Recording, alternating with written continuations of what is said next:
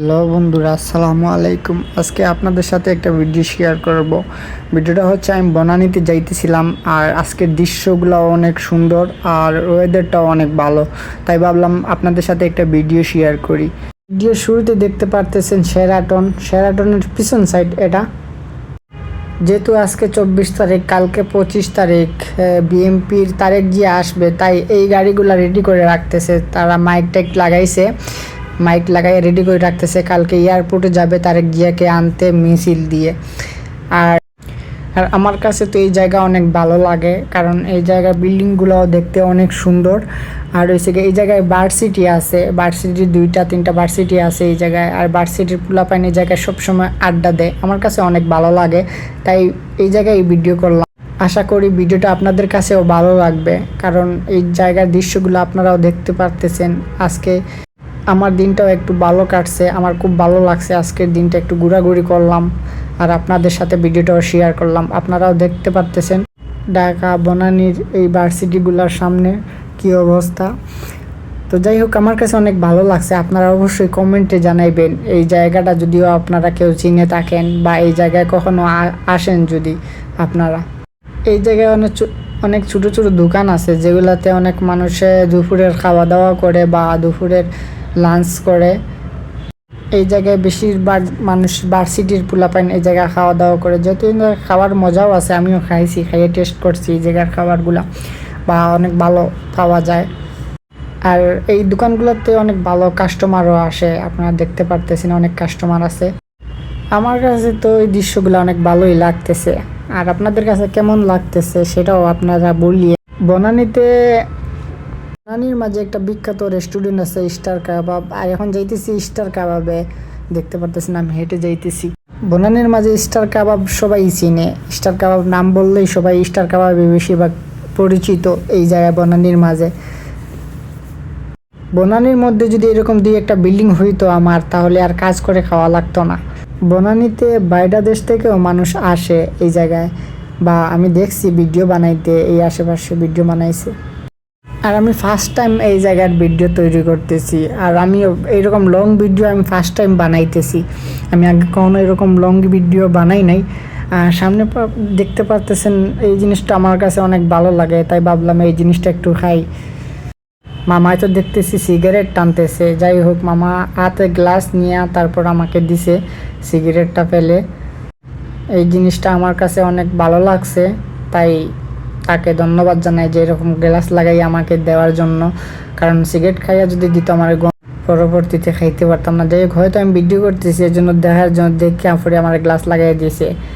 যাই হোক, এটা খাবার দাবার খাইতে একটু সাবধানে খাইয়েন সবাই। এই যানজট শহরে সবাই ব্যস্ত, যার যার কাজে সবাই যার যারই ব্যস্ত। এই ব্যস্ত শহরে অনেকেরই স্বপ্ন ভেঙে যায়, আবার অনেকেরই স্বপ্ন গড়ে ওঠে।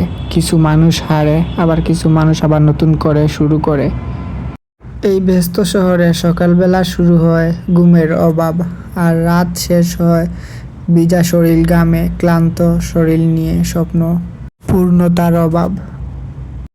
ভিডিওটা অনেক লম্বা হয়ে গেছে, আর আমরা হাঁটতে হাঁটতে এখন আইসা পড়ছি স্টার কাবাবের পাশেই। আমার সামনে যেটা দেখতেছেন হাতের ডান পাশে, এটাই হয়েছে গিয়া স্টার কাবাব।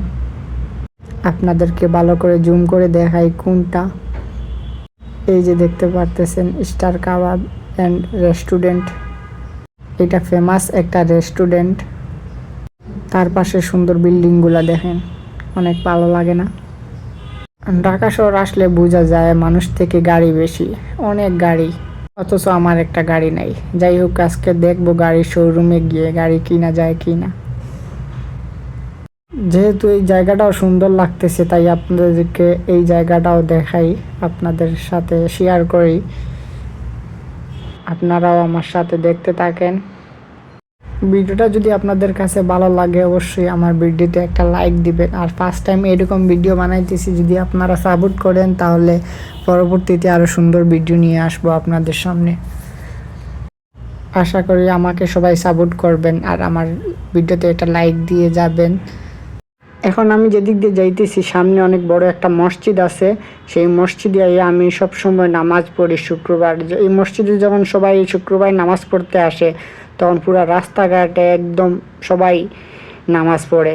এক মসজিদে জায়গা হয় না, মসজিদ 7 তলা না 8 তলা, কিন্তু তারপরে মসজিদে জায়গা হয় না। এটা নতুন একটা রেস্টুরেন্ট উদ্বোধন হইব।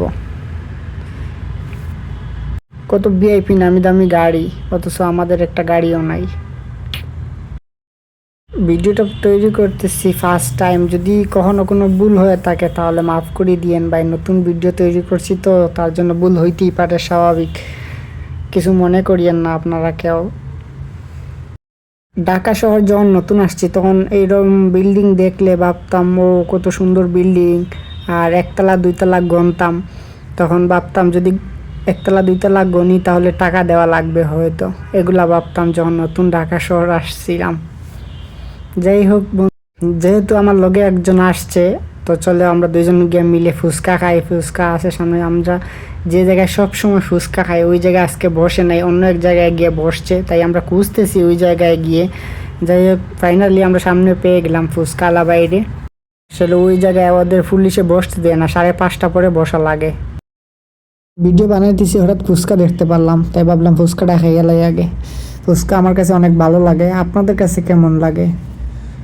বেশিরভাগ মানুষের কাছে ফুচকা ভালোই লাগে, তবে মরিচ একটু বেশি দিলে আরও বেশি ভালো লাগে, তবে আমি বোম্বাই মরিচ খাইতে পারি না। এই জায়গার ফুচকার স্বাদটা অনেক ভালো, কারণ আমি সবসময় এই জায়গায় ফুচকা খাই আমরা আইসা।